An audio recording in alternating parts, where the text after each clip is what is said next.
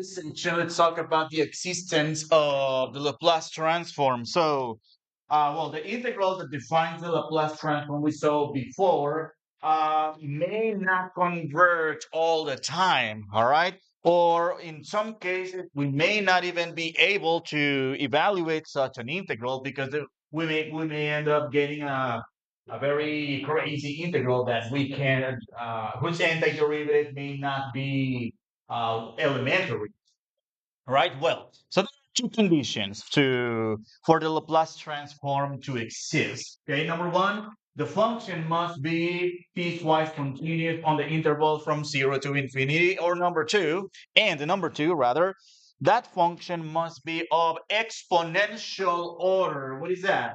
That means the absolute value of that function is less than or equal to a multiple of an exponential function of a linear exponent for all t greater than t. Well, what's that? So this is the graph of an exponential function, right? Could be e to the x, 5 e to the 7x, that means essentially the function we want to transform must be smaller than that exponential. So that's what makes a function of exponential form. Okay. For instance, like the Laplace transform of the function t, we found it whether using the gamma function or the integral or just using the formula.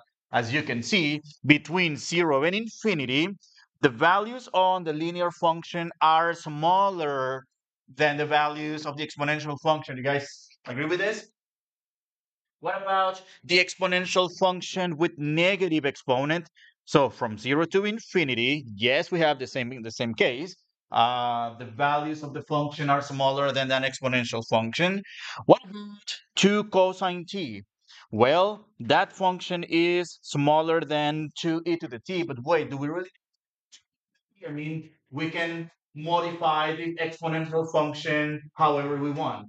And just to make sure that it's higher in value than the cosine function, we have a little problem with e to the t squared. All right.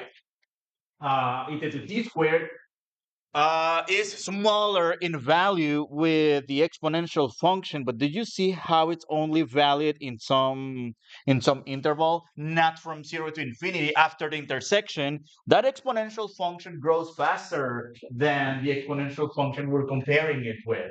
All right. What we could do in this case, I'm not going to do it in the lecture, but that's something I really would like to do, but I don't want to waste too much time.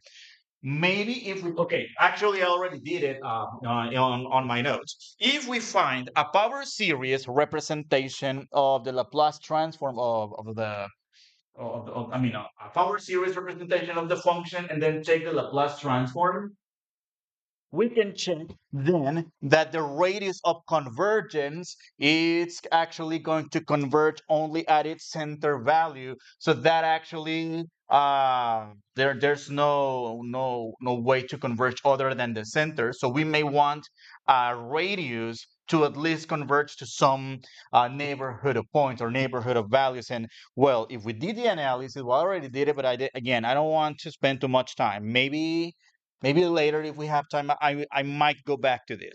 Okay, so that actually is going to be left in as a maybe later. But in the meantime, let's have a look at the Laplace transform of this piecewise function. Well, the function 0, where t goes between 0 and 3, and 2, where t is greater than or equal to 3. Well, this function happens to be a piecewise function that is also continuous in the interval from 0 to 3. Actually, it would be great if we put the arrow to indicate it's going forever. I mean, the t greater than 3 actually tells us about it, all right?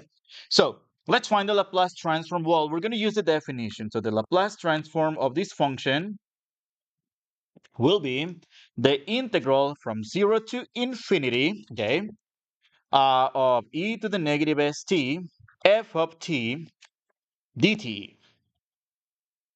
Okay, well, in this case, because essentially we have two functions that put together gives us a continuous piecewise function, I'm going to write this in terms of two integrals, all right? That is an integral from 0 to 3 and then from 3 to infinity. Okay, so the integral from 0 to 3 e to the negative st. But what's f of t between 0 and 3? Do you guys agree it's 0? Dt plus the integral from 3 to infinity for the function e to the negative st. The function in this case is 2 dt. All right?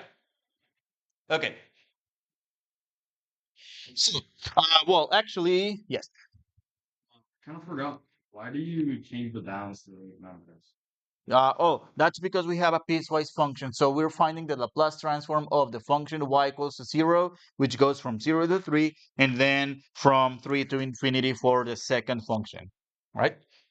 Well, actually, this is going to be 0, and is that this will be, well, the integral 2 times the integral of, well, actually, we can integrate this at once, right? So this would be 2 e to the negative st itself divided by negative s evaluated from 3 to infinity.